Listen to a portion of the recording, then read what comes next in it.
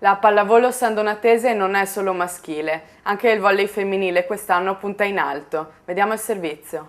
Una giornata rosa a San Donà di Piave. Oggi abbiamo incontrato la pallavolo femminile del Volleypool Piave, che abbraccia i comuni di San Donà, Noventa e Musile. Una bella collaborazione.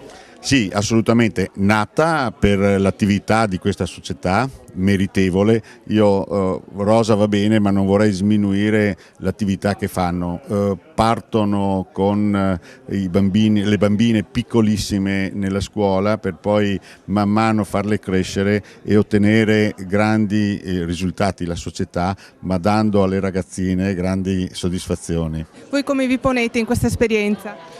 Ma io ritengo una cosa estremamente positiva, nel senso che soprattutto dati anche i tempi di difficoltà economica che per caduta poi vanno ad appesantire anche le situazioni delle società, credo che le collaborazioni fra i comuni, lo dicevo anche nel mio intervento durante la manifestazione, le collaborazioni dei comuni nel tentare di creare le condizioni perché queste realtà siano realtà che possano continuare a operare all'interno del territorio sia una cosa estremamente necessaria. Io mi auguro veramente che questi tre comuni, al di là di quello che individualmente fanno, riescano anche a trovare un momento di sintesi comune proprio per, come dicevo, creare quelle condizioni che poi fanno bene a queste società e perché possano continuare ad operare nel territorio. Volleypool Piave è una società pallavolistica femminile che abbraccia appunto i comuni di San Donà, Noventa e Musile. Sicuramente un orgoglio per il nostro territorio.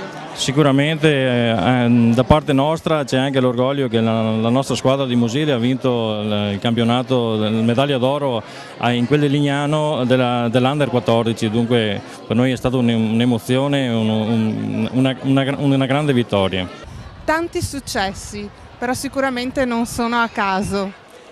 Non sono a caso perché appunto da 43 anni uno stesso gruppo, diciamo, di amici in partenza e poi di volontari e collaboratori si è posto degli obiettivi ben precisi, cioè riuscire a dare alle adolescenti del territorio un luogo sano dove poter fare sport, in particolare la pallavolo che ben si presta al mondo femminile, e poi a qualificare il settore giovanile proprio per riuscire a vendere questo nostro know-how, insomma, nella pallavolo di alto livello e portare queste ragazze sia alle nazionali che nelle categorie più alte. Sono qui con Carlotta e Giulia, due atlete del Volleypool Piave. Ora però appartenete a un'altra squadra, avete fatto un salto di qualità enorme in A1.